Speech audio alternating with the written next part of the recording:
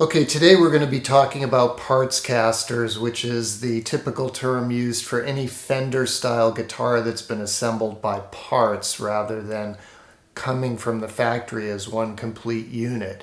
So this applies to Telecasters, Stratocasters, Jaguars, Jazzmasters, Mustangs, Duosonics, essentially any Fender style guitar, because that's how Leo designed them. He was not a musician, he was an engineer, an inventor, so he cared about ergonomics, he cared about design, manufacturing processes, making things efficient.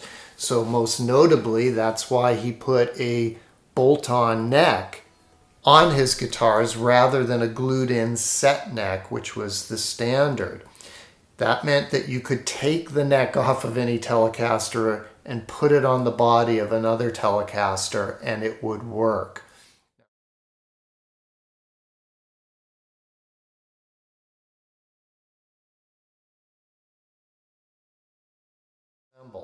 So let's jump right into really the three biggest reasons why you should do it.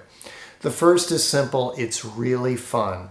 If you're a gearhead, you've experienced the thrill of the hunt, looking for that perfect guitar or amp or overdrive pedal, trying to get a good bargain, researching the different options out there, reading reviews. It's addictive. That's why people are addicted to shopping. It maybe stimulates something in our hunter-gatherer past. Who knows? But it's fun. So the second reason is you get exactly what you want, and what you end up with is a unique instrument that is just yours. It's unique to you and doesn't exist anywhere else in the world.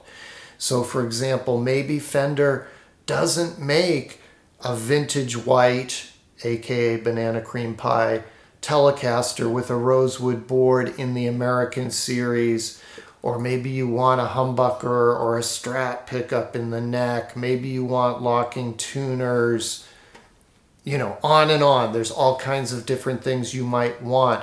Maybe you want a nitrocellulose lacquer finish instead of poly. That last example is one of the biggest reasons that people do parts casters. In the late 60s, Fender began using polyurethane paint instead of the previously standard nitrocellulose lacquer. Poly paint creates a thick glove, a thick skin that basically looks the same on the day it was made as it will 20 years later. This is a 2001 American Series Strat in the semi-rare sky blue finish. Basically looks brand new. Sometimes I've purposely tried to ding it up a little bit and it just doesn't age, it doesn't fade. Some people like that, and you can certainly put together a parts caster or buy a parts caster with a poly body.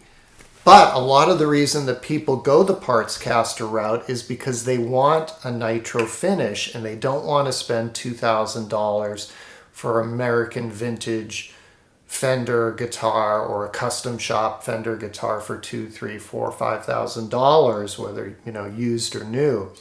You can get a nitro finished body, whether on eBay or Reverb. There's a company called MJT. You can put MJT into eBay and find dozens of bodies finished in a nitrocellulose lacquer for sale for, from $225 up to $400. And that's the heart of your build that you start on. Now, relicking a guitar is a controversial topic, to say the least. I don't mind when people make jokes about it or say you're a poser if you have a relic guitar. I don't care. I just think it looks cool, right? I think a vintage looking instrument with some wear to it is cool. That's just my personal preference. You can certainly buy a nitro finished guitar that looks brand new like the Strat. And I'll put two examples up on the screen here. One is going to be a nitro relict Telecaster. Another is a nitro not relict Stratocaster. Check these out and I'll talk about them on the other side.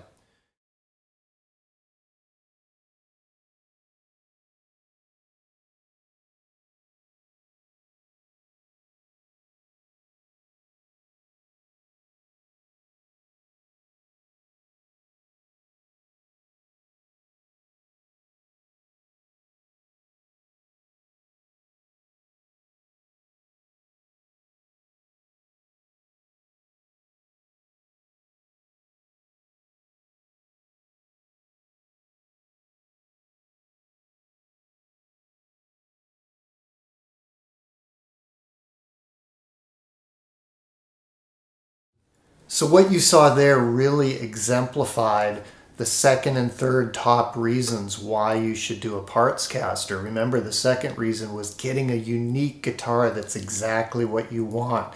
In this case, maybe you really love that white blonde finish, which is that see-through, beautiful finish. You want a heavily reliced guitar that looks vintage, looks well loved, but you wanted it with a rosewood board for more of a 60s vibe, and you wanted the humbucker in the neck.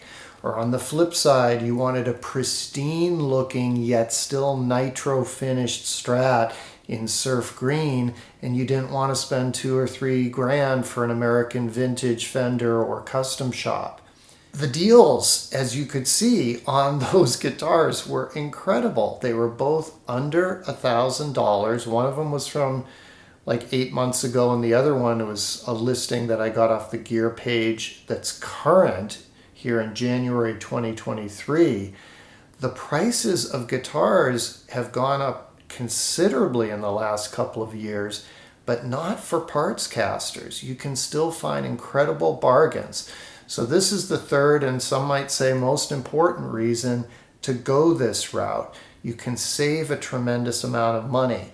Folks, if you go on Sweetwater or Musician's Friend and you spend $10.99, you're going to get a made in Mexico Ventura Telecaster, which is probably a perfectly fine guitar, but it is not going to be the quality of those two guitars that I just put up on the screen, not by a long shot. So with the pricing, there are pros and cons. If you buy someone else's parts caster that's already assembled, you're going to get a great bargain, like I just showed. And really, worst case scenario is if you end up not liking the neck, swap out the neck, and you're not losing any money. You're going to resell that neck for a good price. Same thing, pickups, tuners, bodies, whatever it happens to be. If you do go the route of assembling your own parts caster, and then you end up not liking it and wanting to sell it, you are going to probably take a little bit of a loss if you sell it as a complete guitar. If you part it out, chances are you'll get your money back. So that's the slight risk factor, but I think that risk is outweighed by the fact that if you put it together yourself and you do it in a thoughtful manner, you're going to really source each individual part in a way that guarantees you're getting exactly what you want. And if you want a luthier to put it together for you, you might spend a few extra $100 on that, but it's still going to be worth it, and then it's going to be set up perfectly. So in my journey, for example, I'm going to show you the parts casters that I've built over the years and tell you why that thought process happened and why I went on that journey.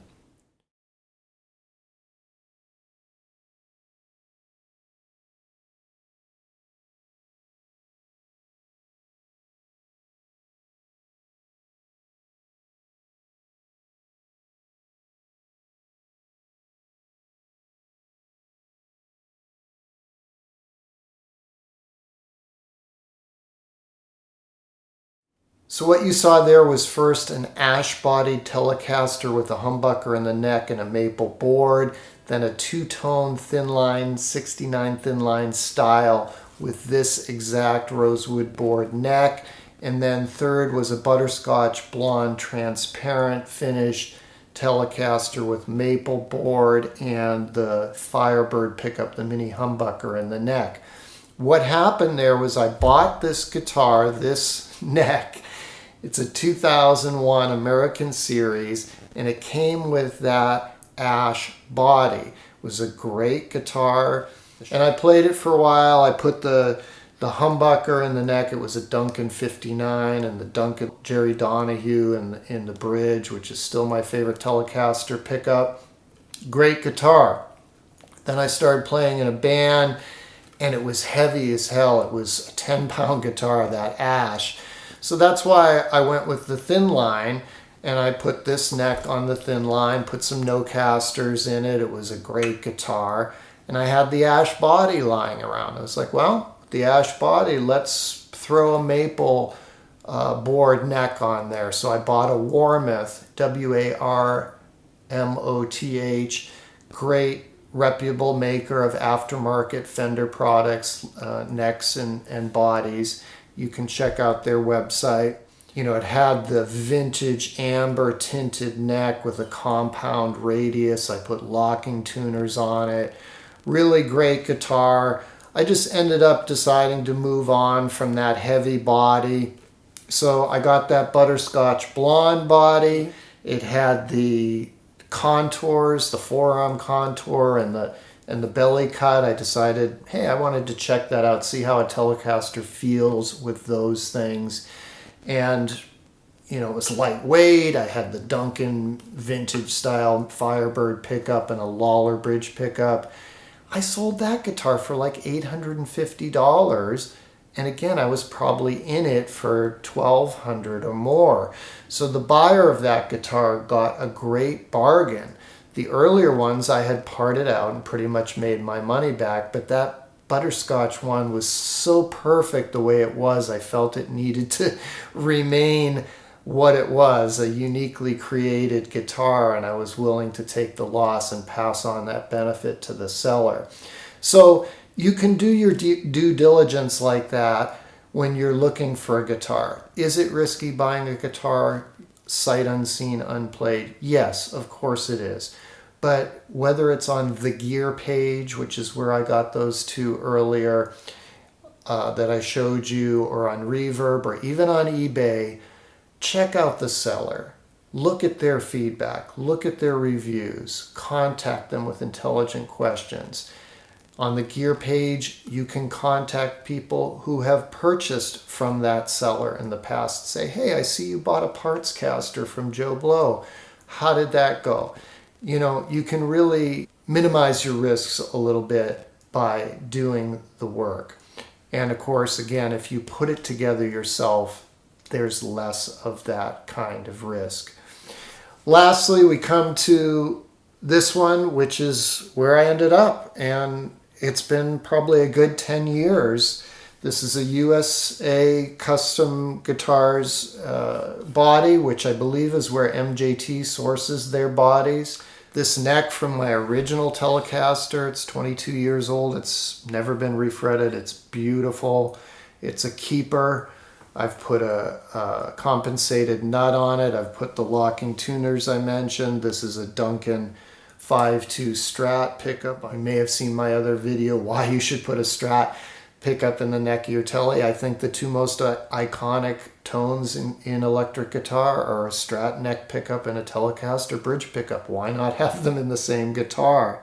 Perhaps most controversial is putting a trem, putting a fixed bridge vibrato system. This is the Trem King on a Telecaster. Would I do it again? I don't know. I'd probably just keep my Strat as my whammy bar guitar, but at the time I really wanted an all-in-one. And even if you don't use the wang bar on this Trem King, it's an incredibly high quality bridge and saddles, and I think it looks cool as hell too. Anyway, this is my keeper. It was a journey. I hope this video will help you on your journey. Post questions, comments below. Check out some of my guitar lessons. And as always, thanks for joining me. I'll see you next time.